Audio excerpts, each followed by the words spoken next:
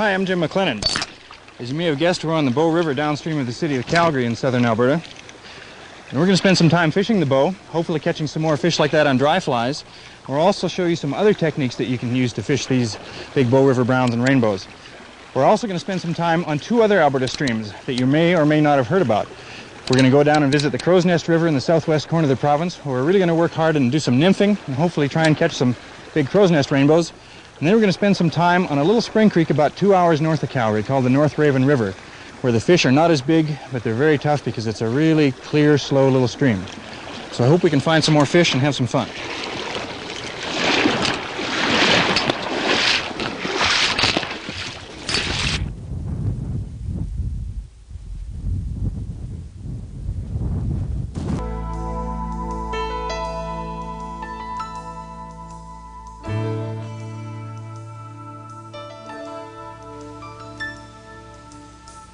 There's a lot of things to like about this river. One is the setting. It's coming out of the Rockies and flowing through beautiful foothill country, and it's just a wonderful place to be no matter what you're doing. I also really like the size of this river. It's a little higher now than normal, but under normal conditions it's just a comfortable size. It's small enough that you can cross it and move around in it easily, and it's possible to fish with several different methods, and yet it's enough water that it can really produce big fish.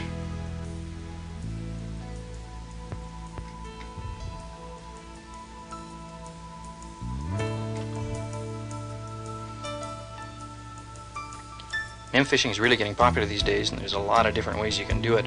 Probably the most popular method is with a big indicator and long casts, and just throw it up and work it all the way down through the pool. I prefer to do it a little differently. I'd rather fish my way along with very short casts, and I'm sort of working the fly through the run half by feel and half by sight. This doesn't necessarily catch more fish, I just seem to get more entertainment value from it this way. So I like to work my way along, moving up, and just trying to get the fly into the right places as often as I can.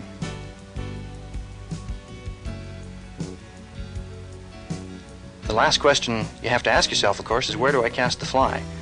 And in a pool like this, I think the right spot is down the seam, where the fast water in the center of the run moves by the slow water along the edges. The fish should be lying in the slow water, but right up against the fast stuff, so all they have to do is reach out and grab your fly as it goes by. So it's important to try and get your fly to run right down that seam, right down the right track to the fish. Under normal conditions, this pool here might be a place where you could expect fish to come up to an attractor dry fly or maybe a grasshopper pattern, or it might be a place where you'd find fish working a hatch. But with the water high as it is in early season, I think we're probably going to have to go down and get these fish with some of the stonefly nymphs that I've already told you about in this river.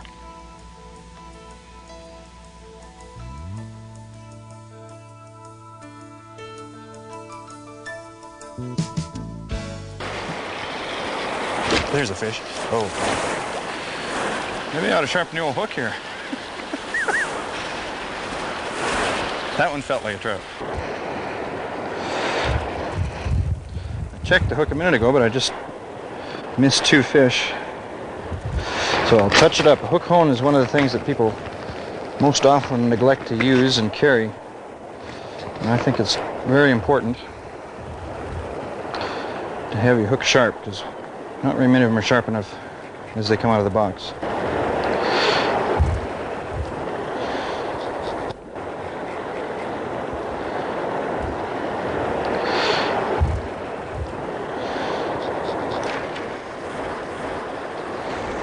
See if we can't hook one and hang on to it.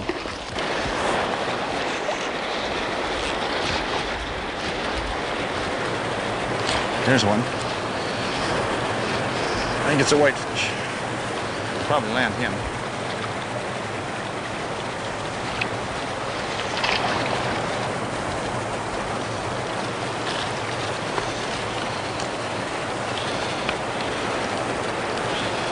Took the little stonefly nymph.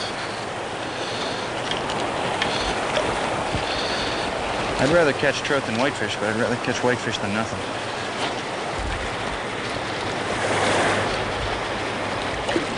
There's a fish.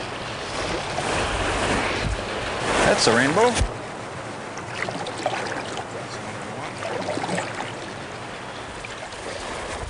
Jump again. Do it again. Good work.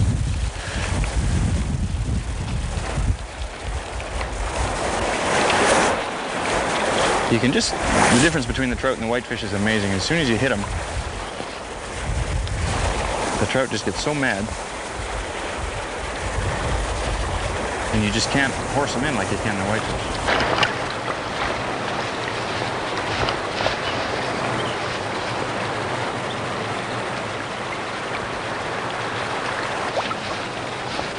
But it's nice to find one where they belong and get them to do what they're supposed to do.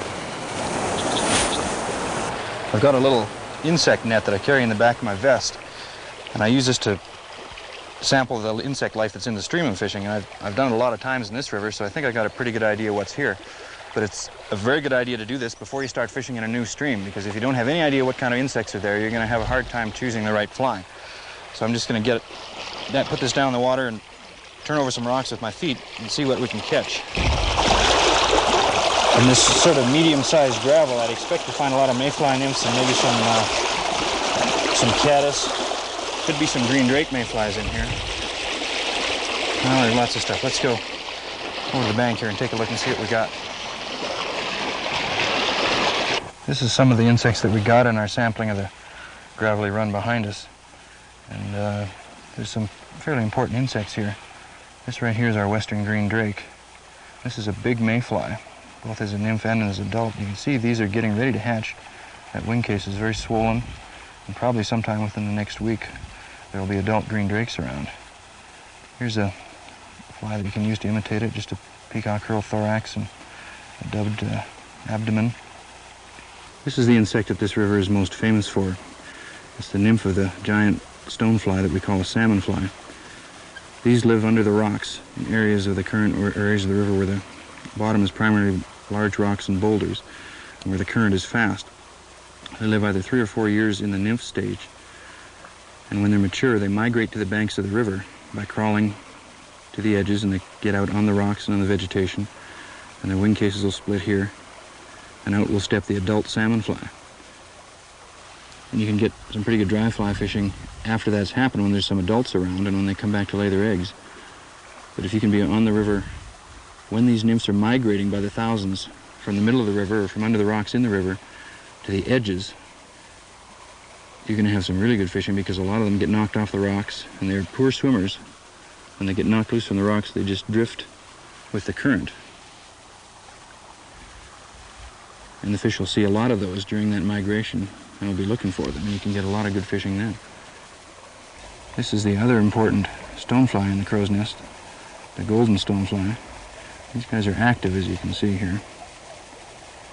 They usually hatch a week or so after the salmon flies do. And they live in the same kind of water. And they also have a multi-year life cycle. This fly is probably 2 years from hatching. He's a little smaller than these imitations we've got here. But there are lots of nymphs in the river this size and another notch larger. There's some different theories in imitation that you can see here. This one in the end is a Charles Brooks Yellowstone, and it is a very general impressionistic representation of the fly. It's the overall the right color, the right shape, and this is not the same size as that, but you can tie it in the sizes that are appropriate. Has legs and a hackle wrapped all around the thorax, representing legs. This one on the end is a more accurate duplication of the fly. Has 2 wing cases, 3 pairs of legs, and the segmentation, the mottled back, and the light-colored underside. Looks more like the stonefly to us.